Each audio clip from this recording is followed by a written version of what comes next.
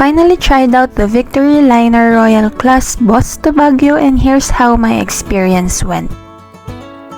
Booked my ticket at the Victory Liner terminal before I left for Baguio para sure na yung seat namin.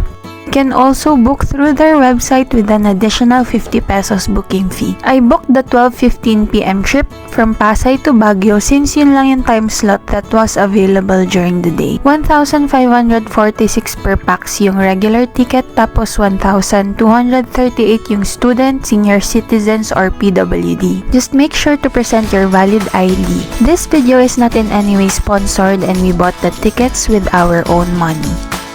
This is what it looks like from the outside. O diba may red carpet? Upon entering, medyo masikip siya since tatlong columns ng pods yung nasa loob ng bus. But once nasa biyahe ka na, unless you're the type of person na laging pumupunta sa CR, it's not that bad kasi nasa loob ka lang talaga ng pod mo. Ganito yung itsura ng CR. Malevel lang siya ng mga pods, unlike sa first class buses na may konting stairs pababa. So may upper and lower bed suite. Kung may preference ka or mobility issues, make sure to choose the right seat for you.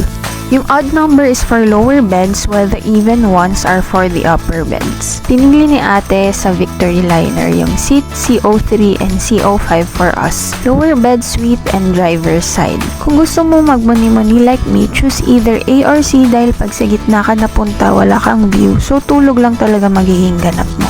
Each bed has its own curtains on both the window and aisle for privacy. May aircon control, light switch, hammer for the windows in case of emergencies, USB and USB-C ports, and lagayan ng water bottle and snacks.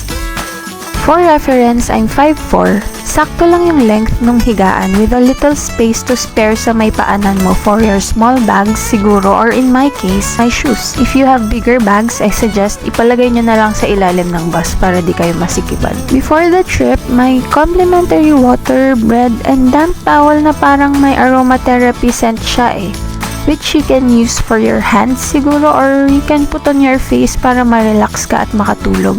May ibibigay din silang kumot, and yes, sayo na yung kumot. You can bring it home dahil kasama sa binayaran mo, and explicitly din nilang sinabi that the blanket was ours to keep. Travel time was around 5 hours. We left on time, but since may bagyong Ramil nun, takbong chill lang yung bus, which I appreciate. Who would I best recommend this to? Ang nakikita ko, this is best for those who just came from a domestic or international trip and all you want to do is sleep at umuwi ng Baguio pagkagaling mo sa NAIA. Dahil alam ko naman sa buong tour nyo, puro 3 AM, 4 AM ang call time na para bang naging morning person ka bigla. Kaya sobrang pagod ka na pag uwi. Syempre, di ka naman nagbakasyon para matulog, di ba? For me, the trip is not long enough para makarem cycle ka talaga. But it's comfortable, makakaidlip ka talaga if you want, and magmuni-muni habang umuulan in between.